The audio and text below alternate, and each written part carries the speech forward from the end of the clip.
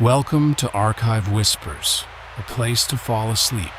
Settle in, lower the lights, and let the archive open. Tonight, a low stone farmhouse on a hillside in Tuscany, in the cool blue hour after a long day of the grape harvest, near the close of the 19th century. The warm air is still thick with the sweet, winey smell of crushed grapes drifting up from the open cellar door.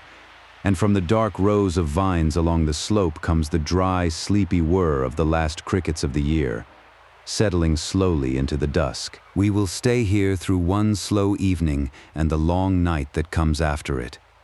While the lamps are lit one by one in the windows of the old farmhouse, and a family of tenant farmers, tired and quietly content, gathers in the last of the warmth to eat and to rest, and to let the long work of the grape harvest settle behind them. The hills go dark and violet all around. The black cypresses stand against the last of the light, and the whole worn golden country leans slowly toward sleep. Down along the slope, the vines stand in their long, quiet rows, the day's picking done, the leaves still warm from the sun that has only just left them. The earth between the rows is pale and dry, and crossed with the prints of bare feet and wooden clogs, and here and there a forgotten basket leans against a stake, half full of grapes too high or too low to have been worth the last reach of a tired arm. It has been a good harvest, though no one here would say so too plainly, for fear of tempting the weather of the years to come. The grapes came in heavy and sound. The dark Sangiovese with its dusty blue bloom, gathered basket by basket through the bright middle of the day, carried up the slope on shoulders and on the slow backs of the white oxen, and tipped, sweet and bruising, into the waiting vats below. Now the rows are empty of people, and the only movement is the small evening business of insects and birds. A late cricket starts up close at hand, then another further off, until the whole hillside hums with that dry, even sound that means the heat of the year is passing. A pair of small birds drops along the line of the vines and is gone into the dark olive trees, and the light fails so gently that it is hard to say, from one breath to the next, that it has failed at all. The farm is what these hills call a podere, a single holding of vines and olives and a few worked fields, held not by the family who works it, but by a distant landlord whose house lies somewhere down in the valley or away in the town. The family are mezzadri, sharecroppers, bound by an old custom in which the land and the harvest are split, season by season, half to the owner and half to those whose hands actually bring it in. It is not an easy bargain, and in the long run of years it keeps these families poor, tied closely to a land that is never quite their own.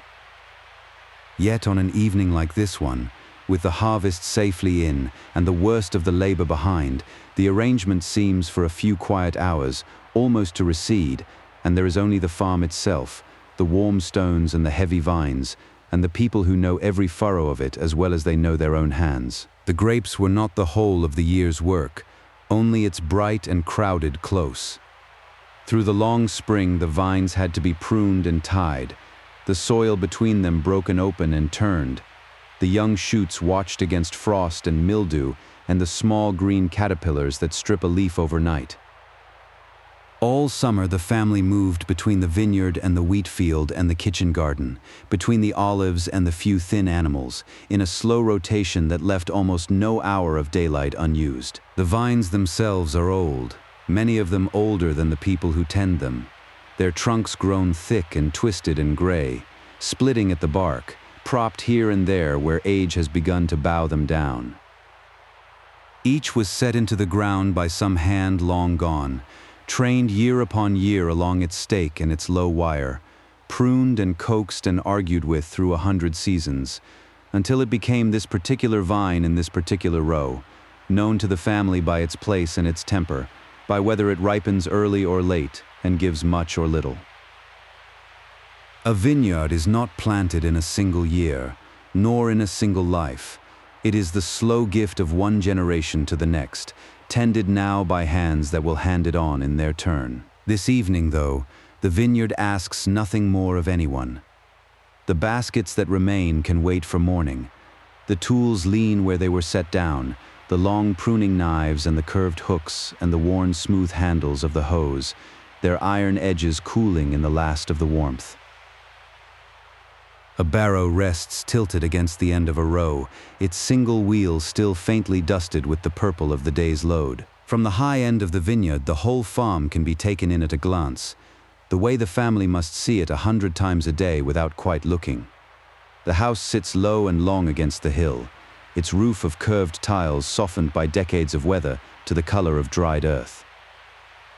Smoke is rising now from the kitchen chimney, thin and pale and straight in the windless air, climbing until it loses itself against the darkening sky. The smoke means the kitchen fire is alight, and the kitchen fire means the evening has truly begun. Inside that pale plume is the promise of the one warm room toward which the whole household will gather, where the soup is already on, and the bread is set out, and the long table waits under its low beams. But it is pleasant for a moment longer to stand out here in the cooling vineyard and watch the lights come on, one window and then another, like slow stars settling into the side of the hill. The cypresses that line the track down to the house were planted.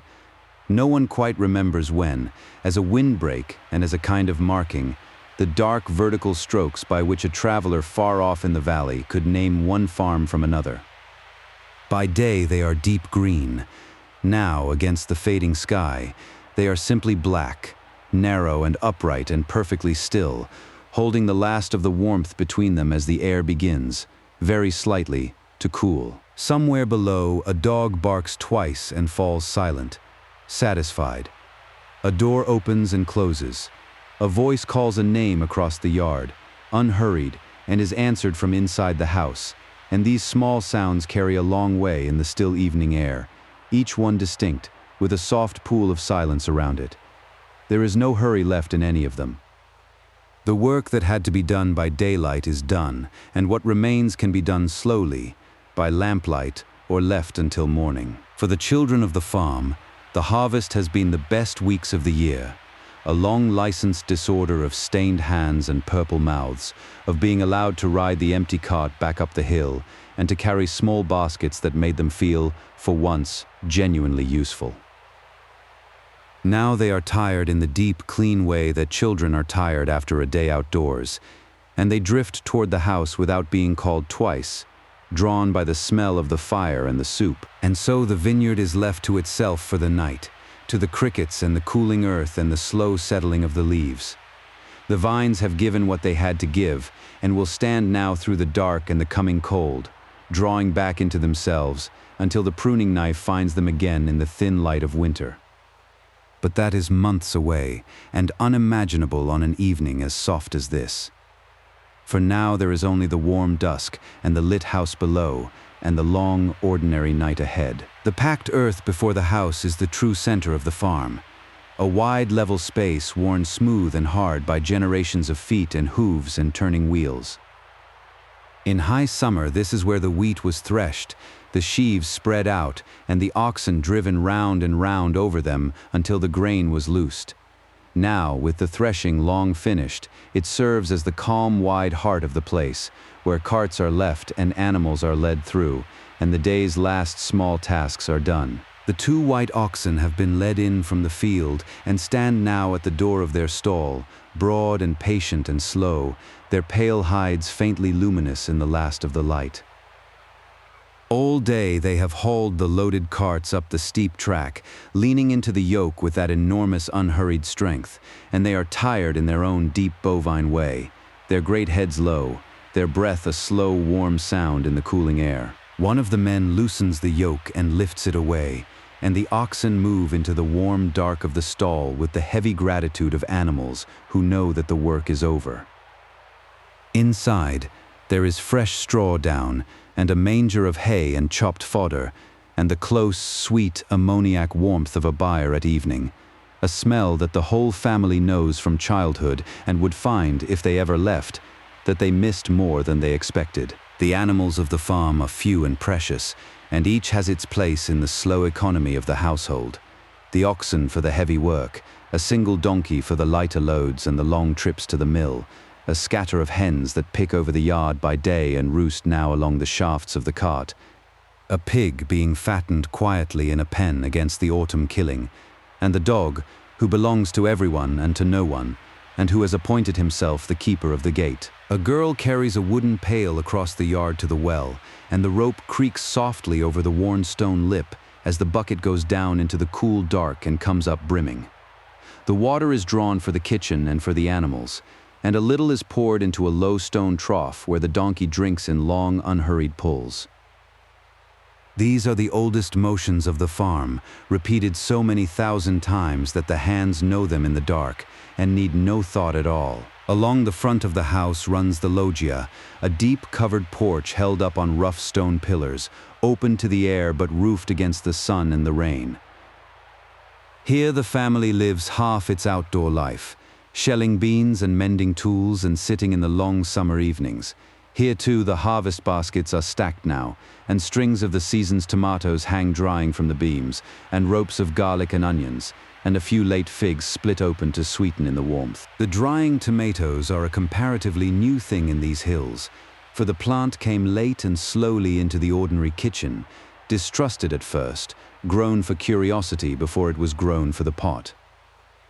Now it has settled into the year as if it had always been there, sun-dried and preserved and stirred into the long-simmered sauces of winter. One more small thread woven into the patient self-sufficiency by which a farm like this feeds itself through the dark months. The drying tomatoes are only one corner of a larger quiet labor that has filled the whole back half of the year. The slow work of putting the summer by against the winter. In the cool of the storeroom, the shelves are filling, jars of preserved vegetables under oil, beans dried hard and pale in their sacks, figs split and sweetening on their reed trays, chestnuts that will be ground into flour when the cold months come. Nothing is wasted, and nothing is bought that can be made, and the larder of the house is, in its modest way, the family's truest wealth, the visible sum of a year's foresight, the difference between an easy winter and a lean and anxious one. An old man sits on the bench beneath the loggia, doing nothing in particular, which is itself a kind of rare luxury. His working life is mostly behind him now, and he has earned the right to sit while others move, to watch the yard and offer the occasional word of advice that may or may not be heeded. He has seen perhaps 70 of these harvests, each one a little different and all of them somehow the same, and the long sameness of them sits easily on him, like a coat worn soft with use. The hens are settling for the night, fussing and shifting along their roost until each has found its place, and then going still. The dog makes a slow circuit of the yard, nose down, reading the day's news from the dust, and then lies down in the doorway where the warmth of the kitchen reaches out into the cool, his chin on his paws, his eyes half closed but his ears still turning faintly toward every small sound. Beyond the circle of the farm, the land falls away into darkness, ridge behind ridge, each one a softer gray than the last, until the furthest hills are only a suggestion against the sky. Here and there, very far off, a single point of light marks another farm, another family doing exactly what this one is doing now, lighting its lamps and stabling its beasts and gathering toward its own warm table. The whole countryside is settling at once, quietly, in the same slow way. There is a church somewhere down in the folds of those hills, in the small village that the farm belongs to in the way of souls if not of soil, and at this hour its bell rings the evening ave, a few slow strokes carried thin and far on the still air. No one stops to listen, exactly, but everyone hears it, and it marks the turn of the day as it has marked it for centuries, the signal that the working light is gone and the time of rest has come. The last of the outdoor tasks are done by feel as much as by sight now. A gate is latched, a tool is leaned in its proper corner, a hen that has strayed is lifted gently back to the roost. The men knock the dust from their boots against the doorstep and the dry purple grime of the day from their hands, and one by one the small open doors of the farm are pulled to against the night, until only the kitchen stands lit and open, breathing its warmth out into the dark. Before going in, one of the younger men carries a lantern down to the low building at the edge of the yard, the cantina, the cellar where the year's wine is being made.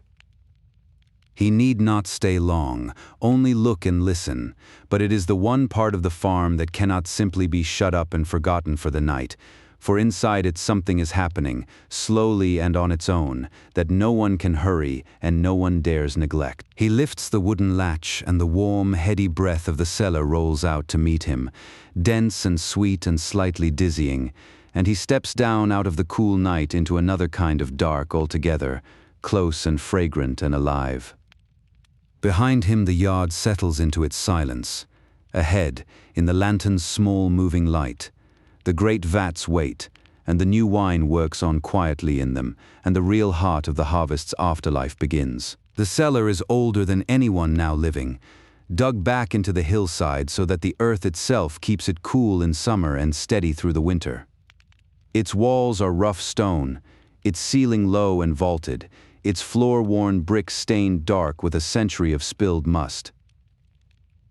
The lantern set down on a barrel head throws a small, warm world of light, and beyond its edge the cellar fades away into a fragrant darkness that the nose can map better than the eye. Along one wall stand the great open vats, the teeny, broad wooden tubs taller than a man, their staves dark and swollen with use. Into these the day's grapes were tipped, stems and skins and juice together, and into these they will stay for some days yet while the must ferments. Even now, in the quiet of the night, a faint sound rises from them, a soft and ceaseless whispering, like rain on far leaves, or like a held breath very slowly let go. That whispering is the wine being born, in the warmth of the crushed fruit. The wild yeasts that ride in on the bloom of every grape have woken and begun their slow work, turning the sweetness of the juice, particle by particle, into something else, into wine and warmth, and a soft exhalation that fills the cellar and presses gently at the lungs. No one taught the grapes this.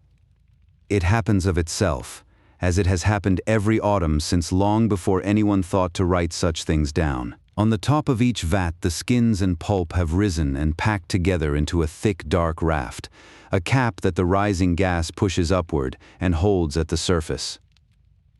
Twice a day someone must break it down again, reaching in with a long wooden paddle or with bare arms to plunge the floating mass back under the juice, so that it does not dry and sour in the air, so that the color and the flavor are drawn evenly out of the skins. The young man rolls back his sleeve and does it now, leaning over the vat and pressing the warm raft of skins down into the depths, and the surface heaves and breaks and lets up a stronger breath of that sweet, dizzying gas, so that he turns his face aside for a moment to find clearer air. His arm comes out stained to the elbow, dark and glistening, and he wipes it on a cloth without much success, for the color of the harvest is in the very grain of his skin by now, and will not fully leave it for weeks. The warmth that rises from the working vats is real and surprising, a gentle heat given off by the fermentation itself, so that the cellar in these few days of the year is warmer than the night outside, close and humid and faintly heavy on the chest. It is a warmth that must be watched, for if the must grows too hot the wine can spoil, turning harsh or sour or simply stopping, the wild yeasts faltering in their own excess. So the young man lingers a moment with his hand laid flat against the staves, feeling the warmth come through the wood, judging by the oldest of instruments whether the vats run as they should, content tonight to find them only pleasantly, properly warm. He dips a small cup into the working must and holds it to the lantern, and the liquid glows a deep, cloudy garnet. Neither juice nor wine, but something caught between, still sweet but with a new sharpness rising under the sweetness, a faint prickle of the gas on the tongue. It tells him, better than any instrument, how the fermentation goes, whether it runs too hot or too cool, whether it needs watching tonight or can be left until the morning. He judges it by taste and smell, as his father did, and his father before him. Tonight it goes well. The must is warm but not too warm, the smell clean and deep, the fermentation steady. In a few days, when the sugar has nearly all been spent and the cap begins to sink of its own accord, the new wine will be drawn off from the skins, and the soft mass that remains will be carried to the press. But that is work for another day. For now the vats can be left to their slow whispering, watched over by nothing but the dark. Against the far wall stands the press itself, the torchio, a great old machine of wood and iron, a thick central screw rising from a slatted wooden basket, worked by a long beam that two men lean upon to turn. It is silent now, but in a week's time it will groan and creak under the weight of the pressing, squeezing the last dark wine from the spent skins, the so-called wine of the second pressing, rougher and thinner, which the family keeps for itself and waters for the children. Deeper in the cellar, where it is coldest, lie the casks of the older wine, the body, fat barrels of chestnut and oak resting on their wooden cradles, each holding the made and rested wine of a previous year. These are the family's small treasury, drawn from sparingly through the months, a jug carried up to the table each evening, a little sold or bartered when coin is short. The new wine in the vats will join them in time, when it has finished becoming what it is. Beside the casks stand the glass demijohns in their woven straw jackets, great round bottles holding wine for the nearer use of the household, and a row of smaller flasks waiting to be filled. Everything here has its long-appointed place. The tools hung on their nails, the funnels and the bungs and the lengths of cane for drawing wine from one vessel to another, the small sulphur wicks for sweetening a cask before it is filled. It is a workshop and a sanctuary at once, the quietest and most patient room of the whole farm. More than any other room of the farm, the cellar is a place of waiting. Everything in it is given over to time, to the slow patient changes that no haste can hurry and no cleverness can shortcut. The must ferment through its own appointed days. The new wine must rest and settle and slowly clear through the dark months. The old wine in the casks deepens year upon year toward whatever it is becoming. To work in the cellar is to learn the particular patience of things that cannot be forced, to do the little that can be done, and then to step back and let the long, quiet processes go on alone, in the dark, exactly as they will. The making of wine here is not a craft anyone thinks of as art, nor as science. It is simply something the year requires, like the threshing of the wheat or the pressing of the olives that will come a little later, in the cold of November and December, when these same hands will gather the dark fruit from the silver trees and carry it to the mill. The farm lives by these turnings, each crop in its season, each task following the last in an order so old it feels less like a plan than like a law of nature. And the wine matters, beyond the simple need of it, because it is one of the few things the family makes that travels out into the wider world and comes back as something other than itself. Half of it, by the old contract, goes to the landlord, carried down to the valley in the autumn carts. The rest is the household's own, to drink and to keep and, in a small way, to sell, and the better it is, the more it lifts, by some small measure, the long flat weight of their poverty. He fills a jug from one of the older casks to carry up to the table, easing out the wooden bung and letting the dark wine run, catching the first cloudy splash and then the clear, the color of garnet held to the lantern, the smell of it rising sharp and warm. This is last year's wine, made in this same cellar on a night much like this one, and drinking it now is a way of drinking the whole turning year, the past harvest folded quietly into the present one. He takes up the lantern and the full jug and turns back toward the door, and the small world of light moves with him, sliding over the casks and the vats and the silent press, waking each one for a moment from the dark and then letting it sink back. At the threshold he pauses to listen once more to the soft whispering of the vats, satisfied that all is as it should be, and then he steps out into the cool night and pulls the heavy door to behind him. The kitchen is the warm center of the house, the one room that is never quite cold, and on an evening like this it draws the whole family inward, as surely as the fire draws the smoke up the wide black throat of the chimney. It is a large, low room with a floor of worn brick and a ceiling of dark beams, hung with the slow accumulations of a working life. Baskets and bundled herbs, a string of dried chestnuts, a battered copper pan catching the firelight. At the heart of it is the hearth, the focalaire, a wide stone fireplace deep enough to sit inside, where the fire is never wholly let out but banked and woken, through all the seasons of the year.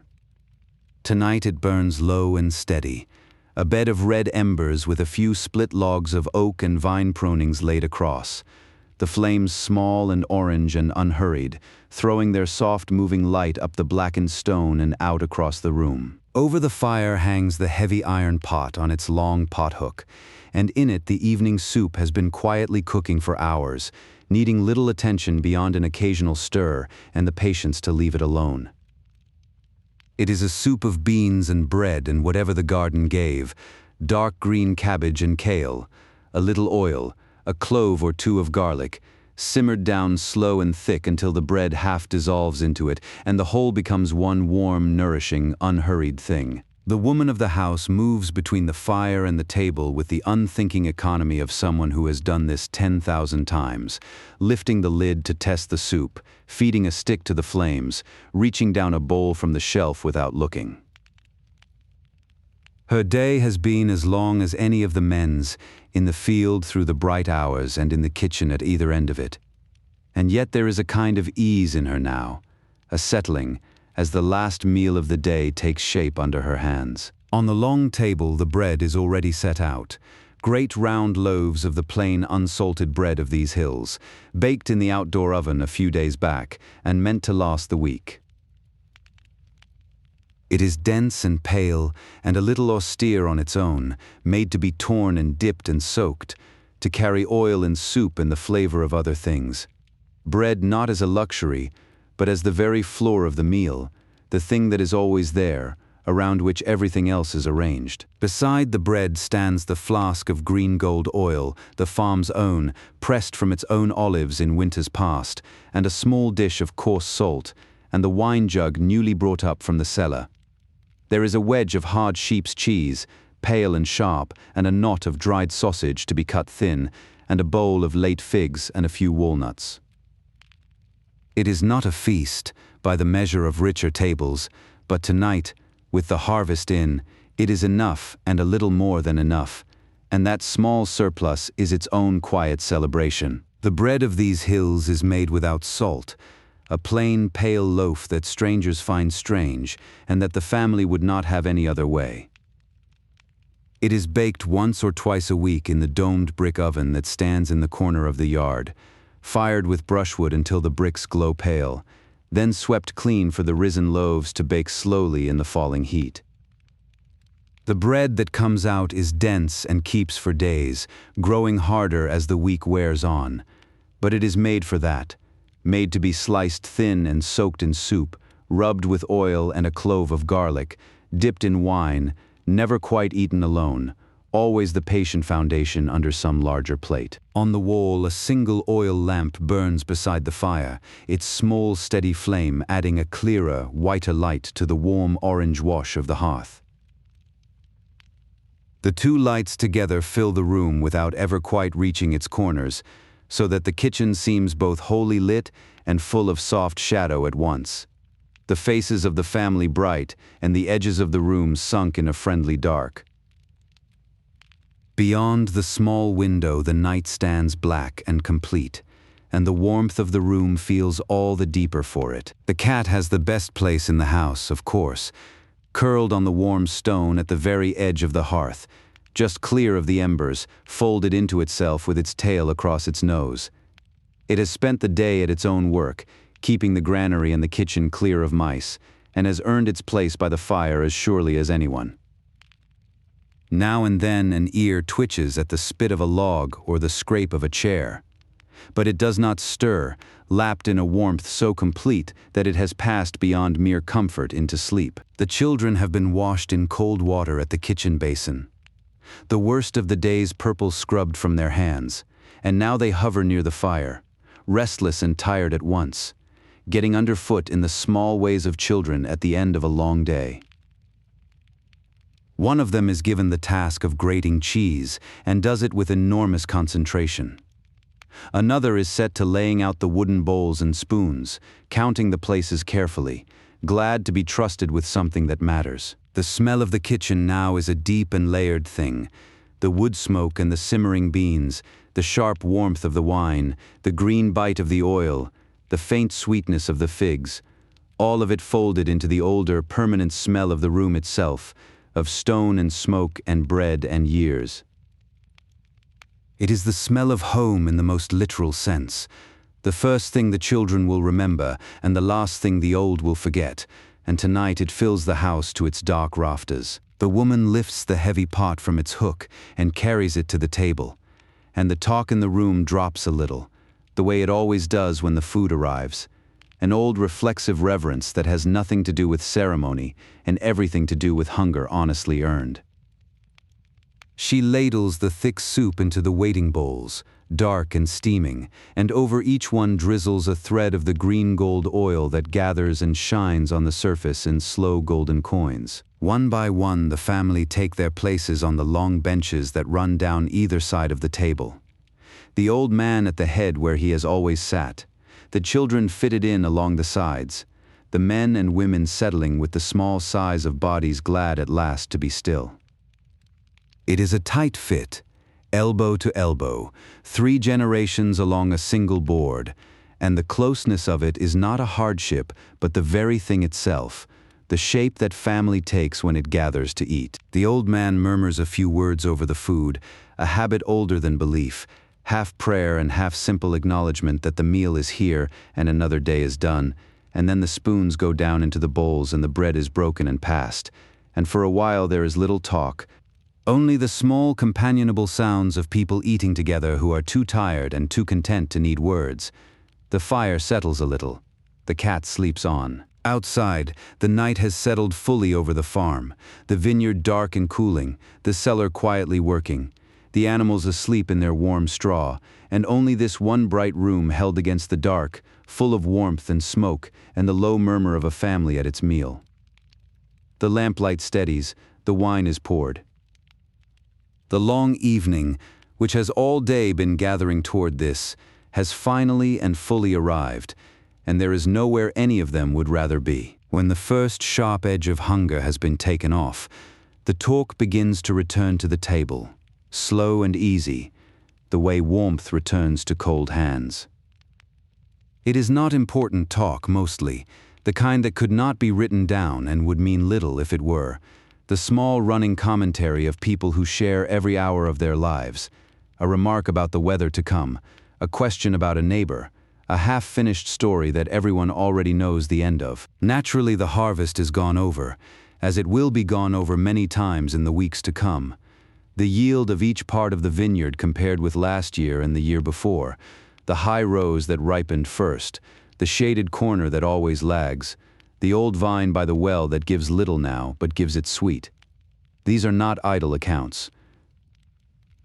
The size of the harvest is the size of the year itself, the measure of how comfortably or how narrowly the family will pass the coming winter. There is the landlord's share to be reckoned too, the half that must be measured out and sent down to the valley, and the talk touches on this lightly, without bitterness but without warmth either. The way one speaks of the weather or of taxes, a fixed condition of life to be worked around rather than argued with.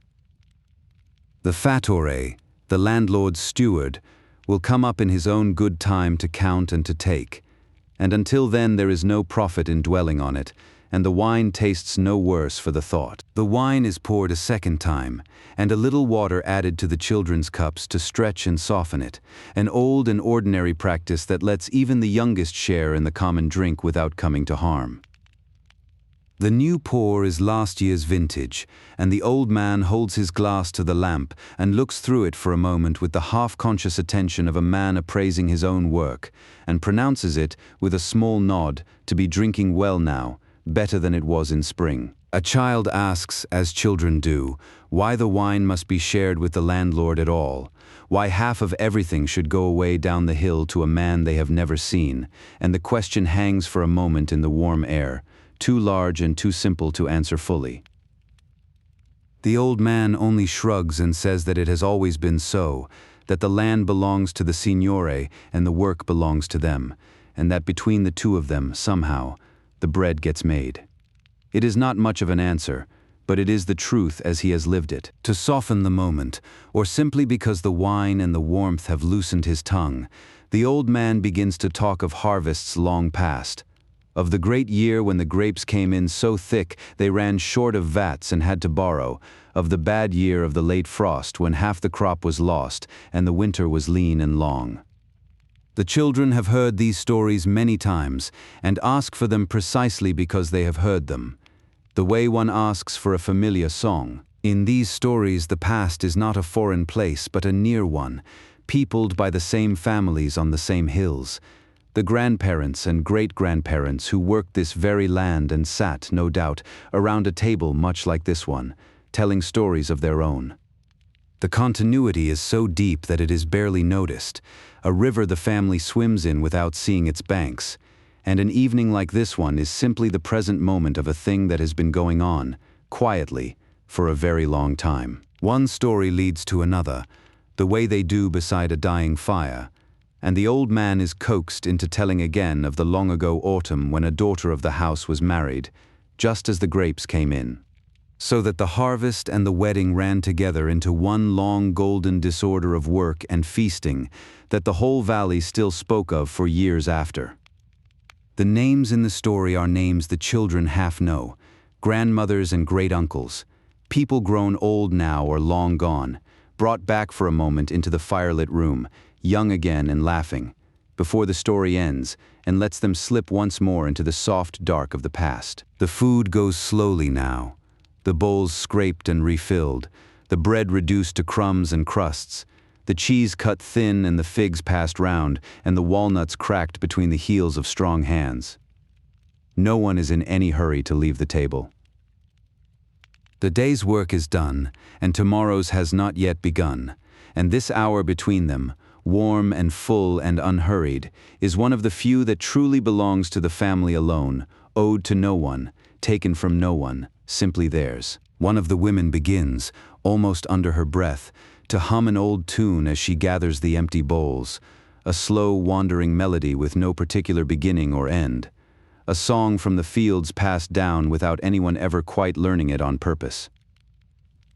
The humming threads through the low talk and the crackle of the fire, neither performance nor silence, just the sound a contented person makes without thinking, and one of the children leans against her side and listens, eyes growing heavy. The younger children are growing heavy now, the long day catching up with them all at once in the way it does, their voices slowing, their heads drooping toward the table or a convenient shoulder.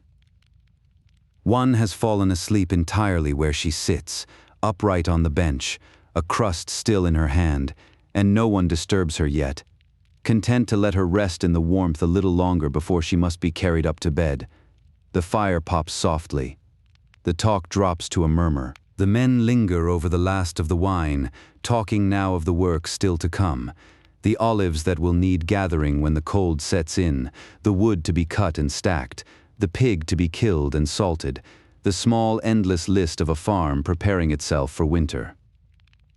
But they talk of it without urgency, as things that will be done in their season, each in its turn, the way they have always been done.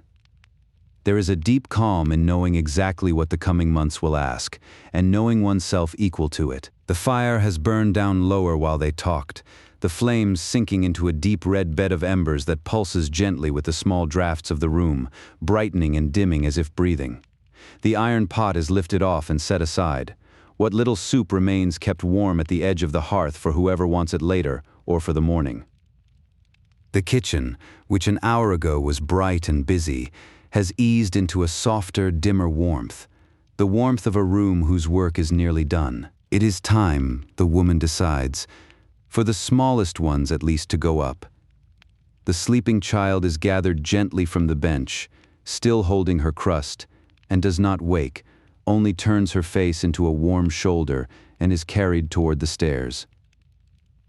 The others are coaxed up after her with the soft, inevitable authority of a mother at the end of a long day, protesting faintly, half asleep already, their small clogs scuffing on the worn brick floor as they go. And so, by small degrees, the gathering at the table begins to loosen and disperse.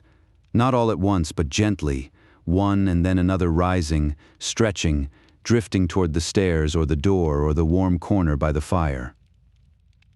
The great shared moment of the meal is over, dissolving slowly back into the separate small acts of a household making ready for the night, and the kitchen, still warm, still faintly fragrant, begins its own long settling towards stillness and the dark. Before the kitchen is left for the night, the fire must be seen to, not put out but put to sleep, banked down so that a few live coals will keep until morning, and the labor of striking a new flame can be spared. The embers are raked together into a close, glowing heap and covered over with a careful layer of ash, which holds the heat in and starves it of air, so that beneath the gray blanket the fire smolders on, patient and unhurried, ready to be woken with a breath at dawn. One of the men steps out into the yard for a last look around before the house is shut, and the night meets him cool and vast and full of stars.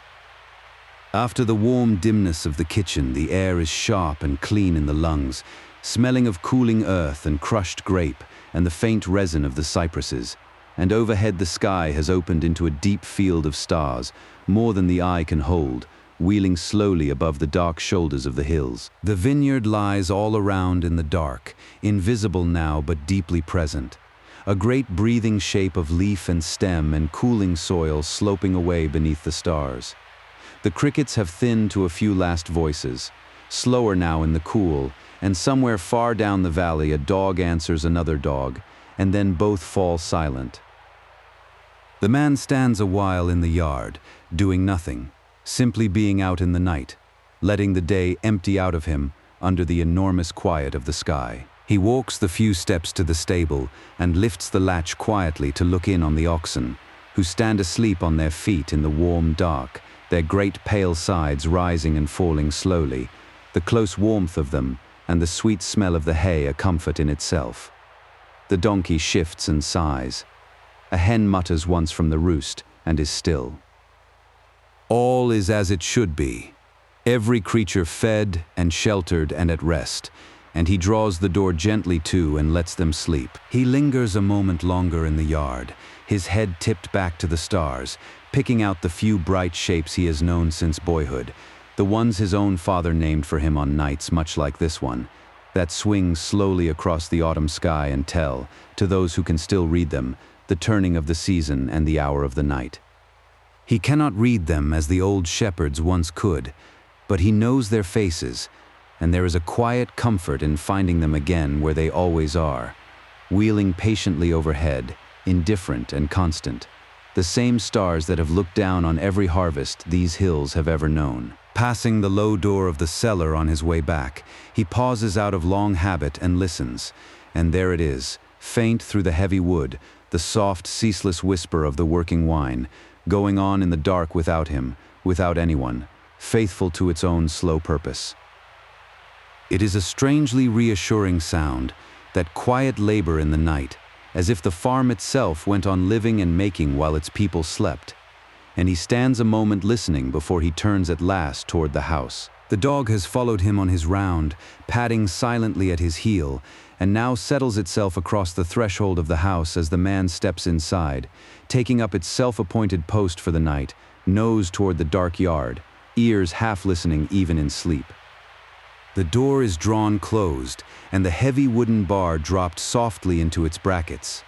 And with that small sound the farm is shut, the warm inside sealed off from the cool, wide night, the household gathered safely under one old roof. Up the narrow stone stair the bedrooms wait, small and plain and cold after the warmth of the kitchen.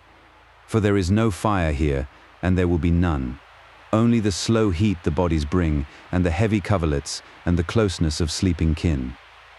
The children are already abed in the larger room, 2 and 3 to a bed for the warmth of it, tumbled together under thick woolen blankets, deeply and instantly asleep in the way that only the very young and the very tired can manage. The mother stops a moment in the children's doorway, holding her small lamp low so as not to wake them, and looks in on the sleeping heap of them with the particular quiet of a parent at the end of a day, counting heads from habit, listening to the soft overlapping rhythm of their breathing. Then she draws the door to, leaving it a little ajar as she always does, and moves on down the cold passage toward her own rest, the lamp's small light going with her. In a corner of the main bedroom, beneath a small dark picture of the Madonna with a sprig of dried olive tucked behind it, the old woman murmurs the night's prayers, the worn beads of a rosary slipping one by one through her fingers in the near dark.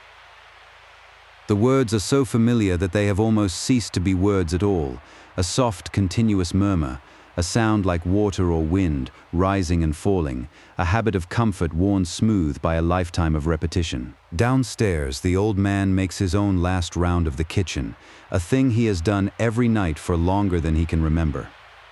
He checks that the banked fire is safe under its ash, that the door is barred, that the wine is stoppered, and the lamp trimmed low. These small motions are a kind of prayer of their own, the nightly closing of the house, the same handful of gestures repeated across the decades, a quiet putting in order of the small world he is responsible for. Satisfied at last, he takes up the lamp and climbs the stair himself, slowly, a hand on the cool wall, his shadow swelling and shrinking on the plaster as the small flame swings. At the top he pauses to look back down into the dark well of the stairs, at the faint red eye of the banked fire just visible through the kitchen doorway below, the last light of the day still alive down there under its blanket of ash, and then he turns and goes in to his rest. One by one the small lamps of the house are turned down and breathed out, and the warm points of light vanish from the windows until the farmhouse on the hillside is as dark as the vineyard around it, a deeper shape against the deep night, holding its sleeping people the way the hills hold the farm and the night holds the hills. Only the faint red of the banked fire remains, and the soft whisper of the wine in the cellar, the two small wakeful things in all the sleeping house. The night deepens and cools over the hills, and the farm sleeps. In the stable the great beasts rest in their warm dark. In the cold upper rooms the family lies close under heavy wool, the children deep in dreamless sleep, the old breathing slow and even. In the cellar the wine works quietly on. And out across the slope the vines stand in the starlight, their work done, drawing slowly back into themselves against the long cold that is still, for now, a season away. And now there is nothing left to do but sleep. The work is done, the doors are barred, the fire is banked, the lamps are out.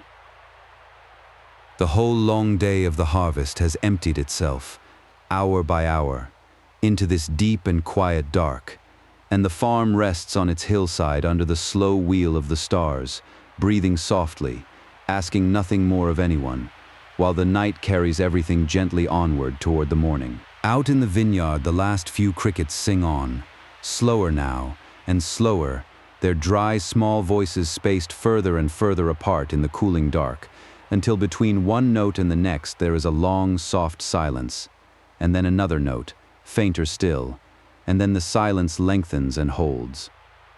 The heat of the year is leaving the hills quietly, the way the day has left them, without any moment you could point to and call the end. In the cellar below the sleeping house, the new wine works on in the dark, whispering softly to itself in the great wooden vats, faithful and unhurried, turning the sweetness of the day into something deeper while no one watches.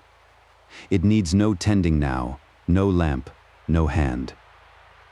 It simply continues, as it has continued every autumn night for longer than the farm itself can remember, a quiet labor in the dark that asks for nothing and gives, in its own slow time, the wine of the year. And in the kitchen the banked fire glows on beneath its gray blanket of ash, a single deep red warmth at the heart of the house, breathing very slowly, brightening a little and dimming again with the small movements of the air.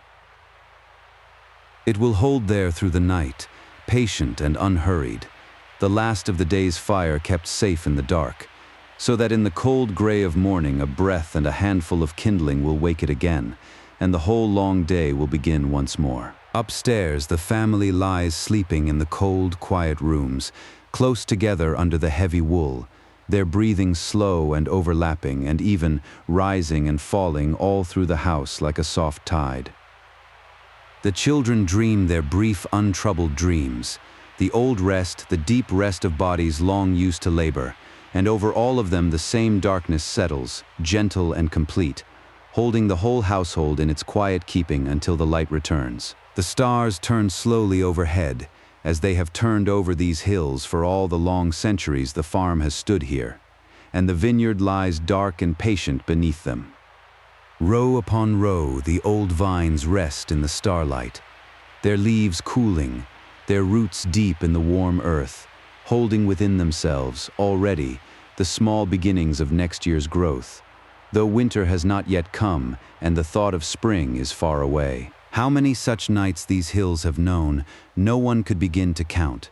Harvest after harvest after harvest, the vines planted and grown old and grubbed up and planted once more, the farmhouses raised and patched and raised again, the families following one another through the same rooms and the same fields, lighting the same fires, making the same wine, sleeping under the same slow stars. Tonight is only one of them. One quiet evening among uncounted thousands, and there is a deep ease in that, in being so small and so briefly here, one warm point of light in a long, unbroken line of nights. If you are still awake, let your eyes rest now on that slow, dark slope, the rows of vines, the black shapes of the cypresses, the wide, soft field of stars above. There is nothing here that needs your watching. The fire will keep. The wine will make itself.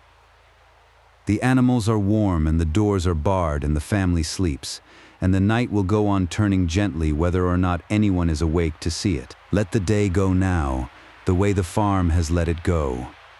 The baskets at the ends of the rows, the stained hands, the long carts up the hill, the warm crowded table, the wine held to the lamp, the children carried up to bed, all of it done now, all of it behind, settling softly into the great quiet store of days that the hills have gathered and kept. Tomorrow will ask for its own work.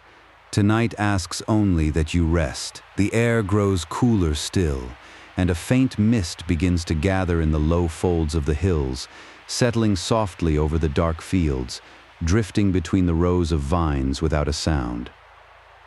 It will lie there through the small hours and burn away in the first light of morning, but for now it deepens the quiet, softening the edges of the world, wrapping the sleeping farm in a still gray hush that holds the warmth in and the cold gently off. Somewhere far off across the misted hills an owl calls once, low and soft, and is answered fainter, from further still, and then there is only the silence again, deeper for having been broken. The dog at the door stirs, listens and settles. A single late cricket sounds and stops. The mist drifts, the fire glows, the wine whispers. And the long night holds the farm, and the hills and the slow turning stars, all gently together in the dark. Breathe slowly now, in the warm dark. The house breathes around you, the slow, soft breath of sleeping people. The fire breathes low beneath its gray ash. The wine breathes faintly in the cellar. The misted vineyard breathes its cool green breath out into the night.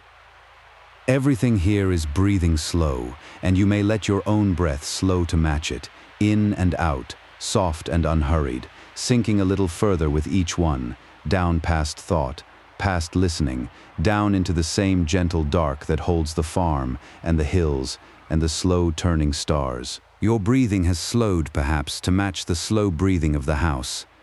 That is well. There is nothing to keep you. The words will go on a while longer, soft and low through the long night, but you need not follow them.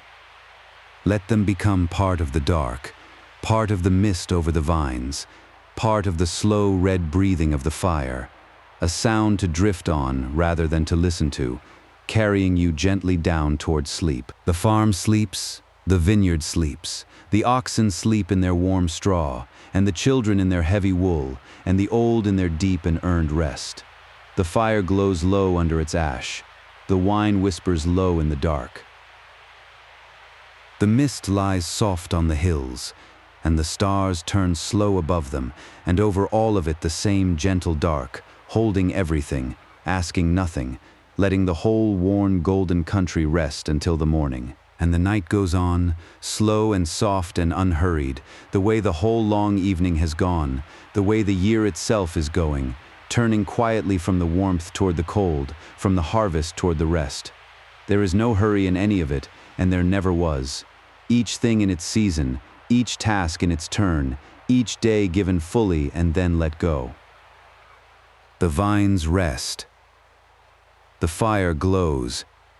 The house sleeps on beneath the stars. Rest now as the farm rests. Let the dark be soft around you.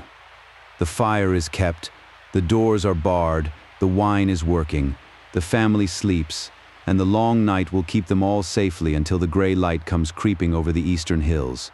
There is nothing you need to do, and nothing you need to remember. Only the warm dark, and the quiet, and the slow turning of the stars above the sleeping vines. The mist lies on the hills. The stars turn slow. The fire breathes its low red breath beneath the ash, and the wine breathes its soft breath in the dark, and the sleeping house breathes softest of all.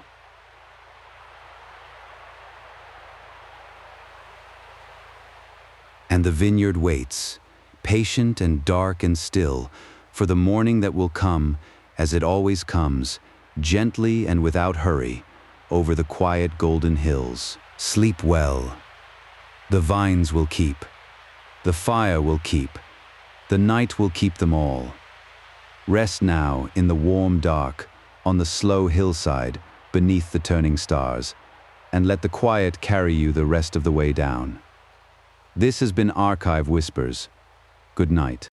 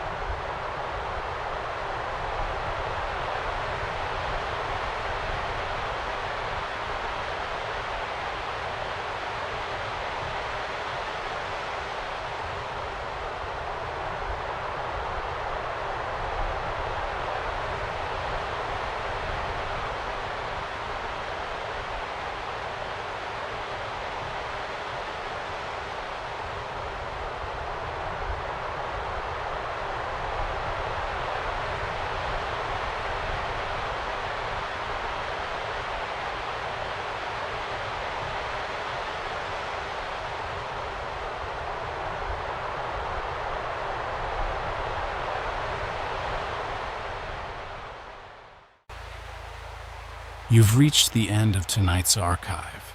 If you're still awake, thank you for staying. And if you drifted off somewhere in the dark, then it did its work. Rest now. The next chapter will be here when you are. Sleep well. This has been Archive Whispers.